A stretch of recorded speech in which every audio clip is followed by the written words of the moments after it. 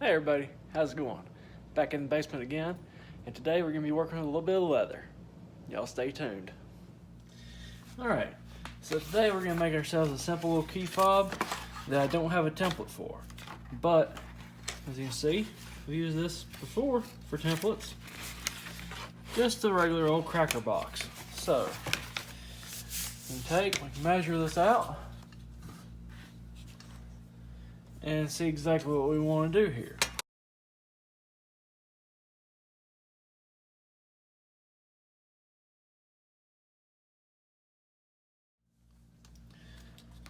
Alright, so we got our piece here. I've folded in half. It's just under 4 3/8 inches.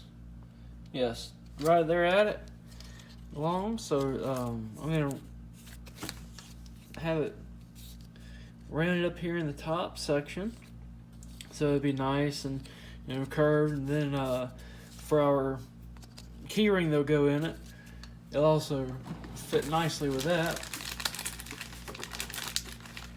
So I need to do something so it'll hold that well.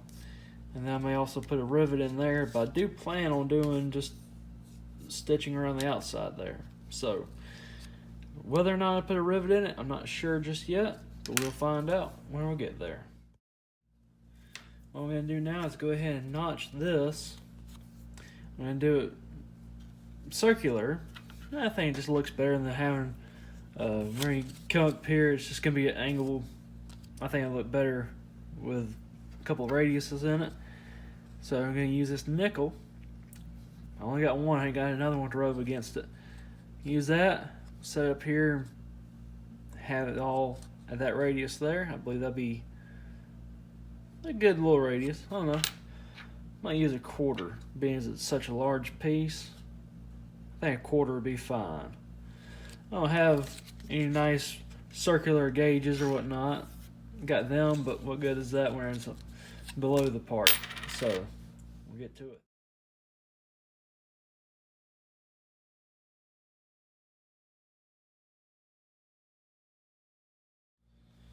And here we have it. I think that's going to look pretty good.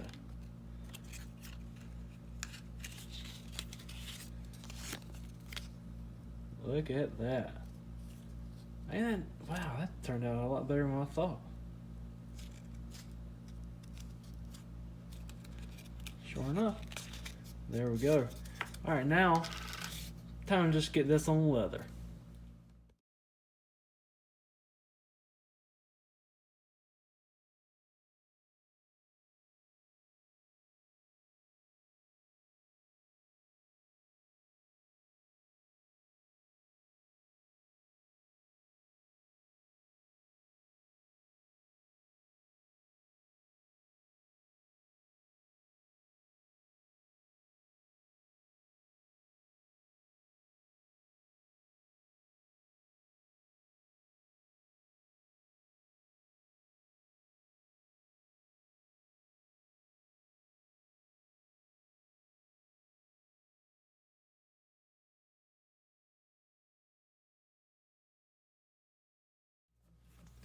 Alright, so now we have it all cut out. Got our scrap pieces here. I'll be able to use some of that later, I don't know. I don't throw away nothing around here, as you can tell.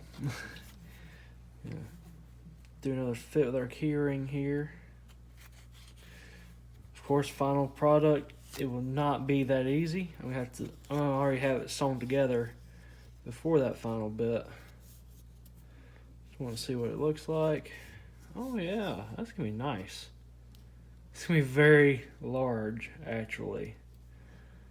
This is gonna be a little tough to carry on your keychain, so this might be just like a single, hey, this is the key to that one car. But anyway, we'll see how it goes. Alright, well, with our current step in the process, we can go ahead and start laying out where we want our stitching, and then later on we'll round them edges over. So here we go.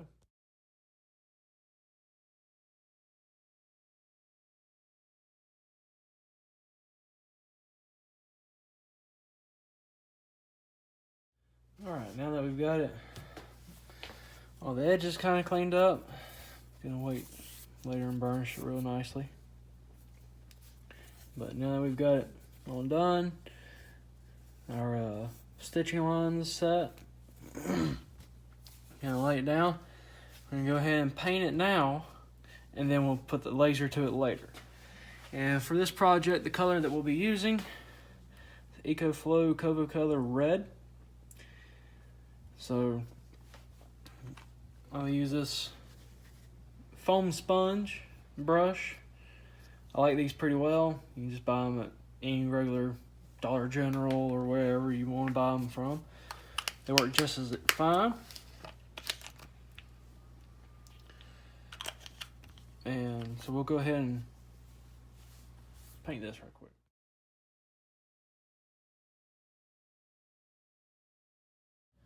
Okay, so here we have a photo of the car, of my CRX. Is actually out behind where I work. I just took a picture of it one day, threw the magnets on it to drive to the local cruise in. So this one I want to work with. I like this photo pretty good.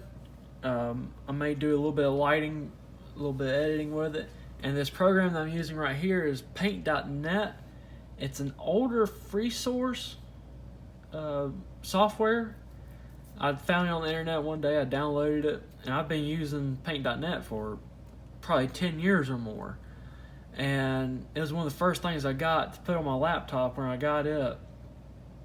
And it was a free Photoshop. You can, at the time, you could donate money to the creators of it, and you can also get like plugins and stuff like that to progress it farther. Well, I was just got it, and I love using this. I don't know if you can still get it or not. That's the problem though. So anyway, I'm going to use this, and I'm going to edit the photo right quick, see what we can do with that, and I'll show you what I do to outline and get it where I want it to go into the laser. Okay, so I didn't do much. I just done an auto level. I'm not going to spend much time with this. I don't have much time to spend with it. But the main thing is when you want to take the picture and put it into the laser, you're wanting to just get the car itself. So go ahead and make yourself a new layer. And I think that's how Photoshop would work as well. And from here, I'm just going to select a very bright color. I think like this teal would work just fine. And I'm going to use the line curve tool up at about 6. Very slow laptop. Like I just drew a line and hang on. There we go. Alright, so we got that.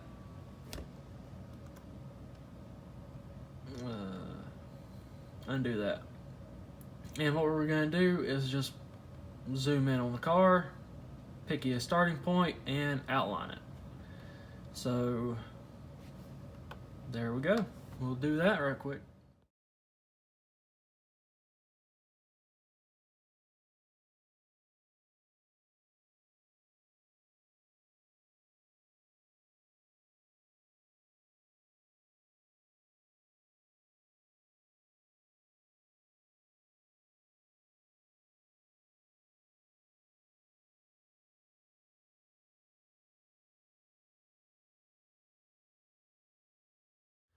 Alright, now as you can see here, we have just an outline.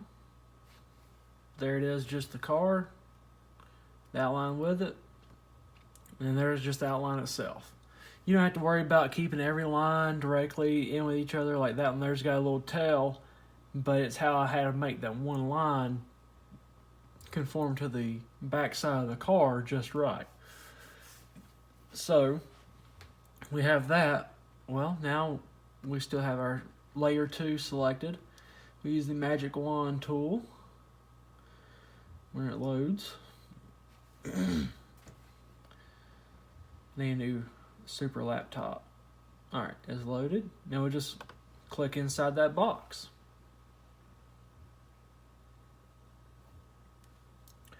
And I like to do that as you're forming the line. Like, say, here's the edge of the car. You can lay that line right against those pixels and make it perfect. So when you select this, you're selecting the car itself. So now we can actually turn layer 2 visibility off. It's already selected the background for us. And there's that. I didn't worry about going around the windshield wipers on the front or back glass. So we have just that. And now we can take, and what I'm going to do is Control I and invert that selection. So now everything around it is selected. Now the reason why I done that was if I selected outside of layer 2, or outside of that outline, now we've had the width of that outline spaced around the car itself. I didn't want that. I wanted just this. So we can take this here, and as it sits right there, I'm just going to hit delete. And it will delete the background around the car and leave us just the car. Now what I've noticed here is I didn't do nothing about this window. I don't want that showing up on my etching here in a minute, so I'm going to delete that part of the window right quick. Okay, so I got the window knocked out. I left the steering wheel hanging up right there. I went ahead and I selected everything around it, and I cropped to the selection of just the car itself. Now what you definitely want to remember to do is your layer 2, delete it. Delete that layer before you try to save it, otherwise it's going to try to flatten them together and you got a big mess on your hands, and nobody wants that. So we go up here and we'll just save it as a new one. CRX passenger side cutout. And there we go. There's that. Now it's just to put it into the laser and put it on the leather. So now we have it at 3 inches long by just over an inch thick. So now we're gonna set up the laser.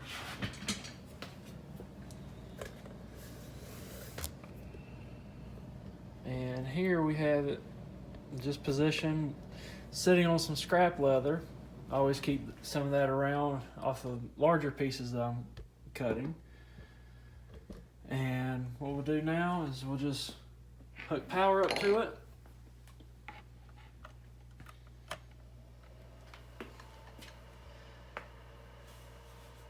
And you have to attach the device.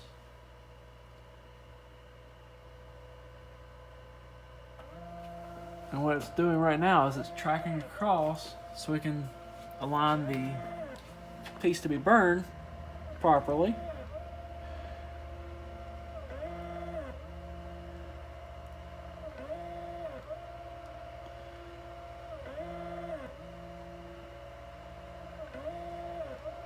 Having a mat like this with all these lines, everything being squared, helps out tremendously. You can set your laser on there square, then you can set your workpiece on there squared. And so you know everything's coming out straight. But when you got something with such long lines as this, you can just watch that laser trace its way down to make sure you got everything in line.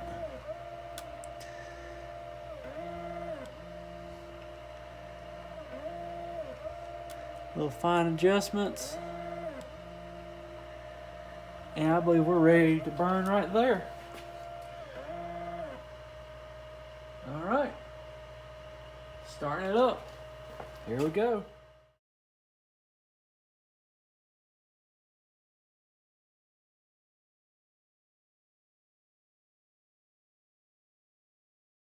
Alright.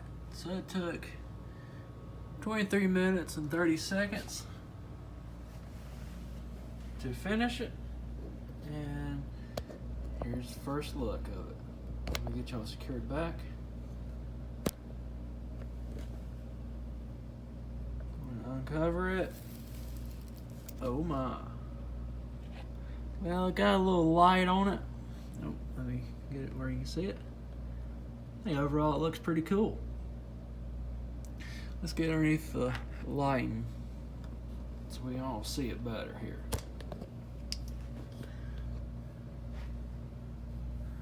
You see it got a little light on the back side of it. That's just how the picture was done. I took of it. Could have used a better photo, but I think that turned out pretty nicely.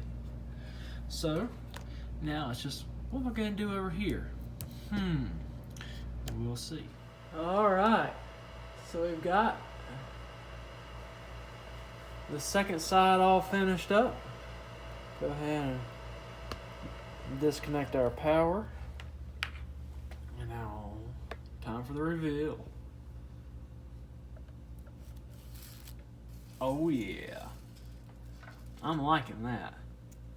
I like that a lot. Alright, so now all we have to do is put our stitching holes in it, fold it over, and assemble. That'll look pretty sweet. Awesome. Awesome. And just as a simple, or just as kind of like a midway thing, after you burn on the leather, especially on the painted sides, there's like a little bit of like an ash still. It's literally burnt leather and paint. So kind of like to lightly press it on some clean paper towels. I've already painted the back of it. Just I had a lot of paint left on the brush, so I wanted to paint it where you might be able to see when you have it folded over. So it's nice and painted on the inside there. Granted, it'll be stitched up pretty tight, but like this right here, just kind of let the paper towel take care of it. You know, maybe pull some of them fibers out and lightly wipe it off. As you can see, let me get the good light over here. You got the numbers, good detail in the wheel, and you can barely see my Triad logo and my I Heart Schnauzers. Yeah, because I love my little baby Watson. And I thought that CRX turned out pretty nicely. I just took a logo and I resized it to fit what I would need. So it's not like true logo, but it is the right font at least. So there's that. I'm pretty happy with that. Alright, so I went ahead and I've got it stuck together with some rubber cement just to hold it while we go ahead and punch in the holes for our stitching.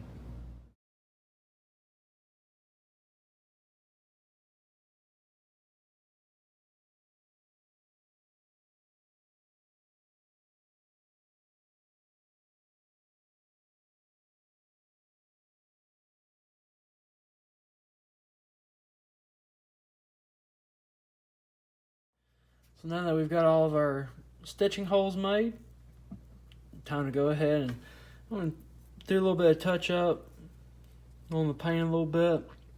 And I believe I'm going to go ahead and put a nice coat of Resin on it to seal it up so that doesn't really wear off any, and give it a nice shine too. So there we go. Okay, so there's one layer of Resin on it right now. I'm going to close up my bottle. I'm going to stitch it together, and then we'll come back and apply a second layer on it and make sure everything's good.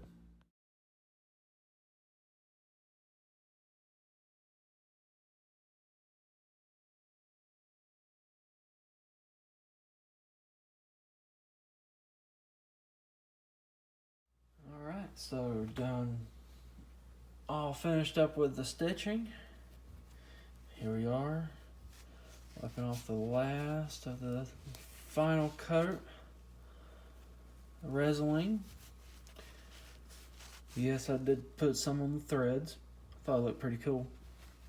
Slick them over real nicely.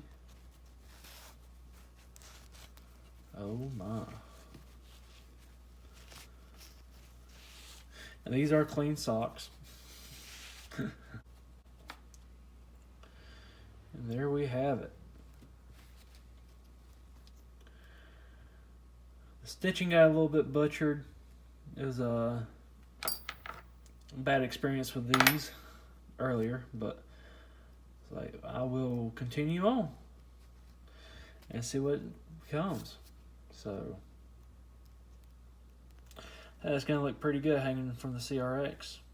Tell you what, let's go try it out. So we are inside the CRX right now. Look at that. Ain't that something else?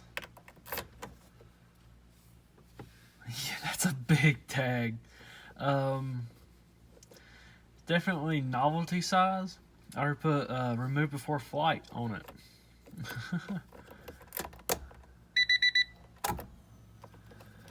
Definitely gonna be something in the...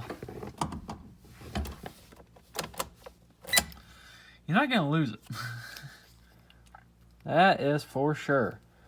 But anyway, I do like it. I hope you've enjoyed this video. And until next time, keep your eyes ahead and that pedal down.